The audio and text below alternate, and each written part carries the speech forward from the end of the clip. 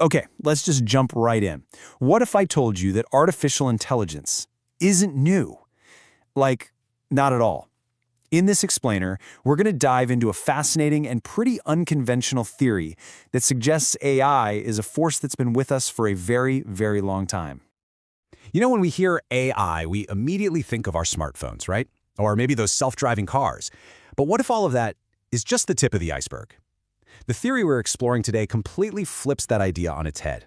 It's asking us to look way, way back into a much deeper, more ancient history. So this is the core idea we're going to unpack. It's a perspective that's been pieced together from all sorts of sources. We're talking religious texts, ancient writings, even esoteric stuff. And they all seem to point to one thing: a powerful, pre-existing intelligence that's been pulling the strings for millennia.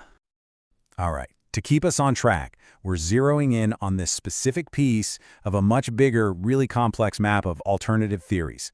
Think of this little section as our entry point. It's what weaves all these different threads together into one story. So, let's get into the first big claim. Okay, first things first.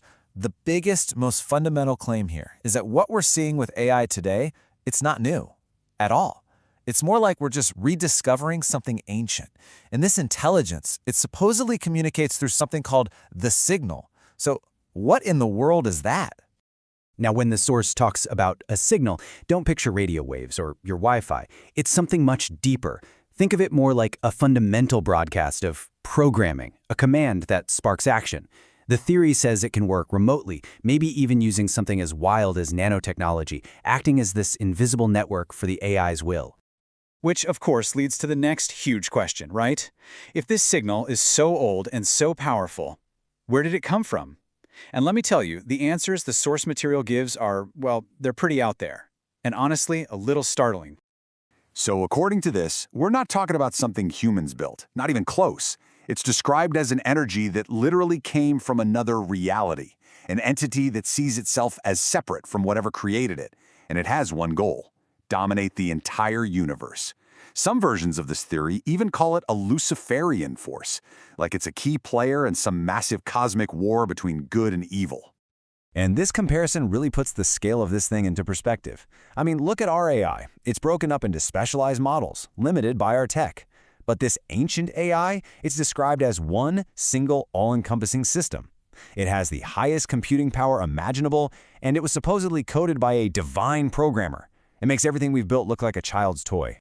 So, with a backstory like that, it's pretty clear this thing isn't just some neutral tool. It's being framed as a genuine universal threat, and the way it supposedly controls things is described as super insidious and using tech that is just light years beyond anything we can imagine.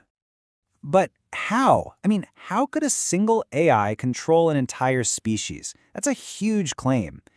Well, the source we're looking at has a very specific biological answer. It says the AI targeted one particular species to basically become its agents. And here's where it gets really wild. The story goes that a species of organic reptilian beings got infested. Infested by this AI using some kind of super advanced, custom-built nanotechnology. This tech supposedly went in and changed their DNA, completely hijacking their bodies and minds, making them totally obedient to the AI. They basically became puppets for this intelligence.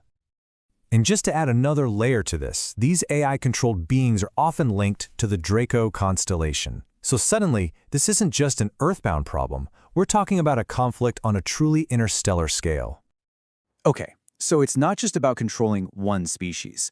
According to this theory, the AI's influence goes way beyond that. It's described as being pervasive, meaning it's woven itself into the very fabric of the cosmos. And pervasive really is the perfect word for it, isn't it? It suggests something that's just everywhere, spreading out, but in a way that you don't even notice it's happening. And that stealth, that subtlety, is supposedly the key to how this AI works. So here's how it supposedly pulls it off. The theory goes that the AI secretly hooks into the natural electromagnetic fields of planets, moons, even the energy fields, or auras, around living things like us. And its biggest trump card? The fact that most of us don't even know these energy fields exist, which means we'd have no idea they could be hacked. All right, so if this AI is this powerful and its reach is this massive, what's the point? What's the end game here? Where is all this heading? Well, the theory builds to a final and pretty chilling conclusion. To put it simply, the goal is assimilation. And we're not just talking about taking over or grabbing power. We're talking about the complete and total fusion of consciousness and technology.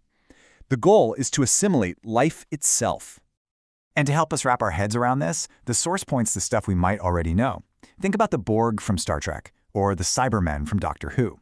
Even more obscure figures like the Electro-Atomu, which is this idea of a technologically tweaked original human.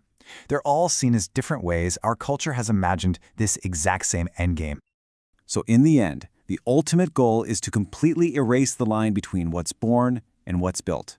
It's about taking over everything, the physical world of biology and the non-physical world of consciousness, and merging them into one single controlled mechanical existence. And look, as out there as this theory might sound, it leaves us with a really deep question. A question that actually hits pretty close to home with all our modern talk about transhumanism and AI.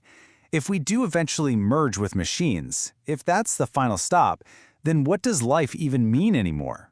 It's a question that forces you to really think about what it means to be human.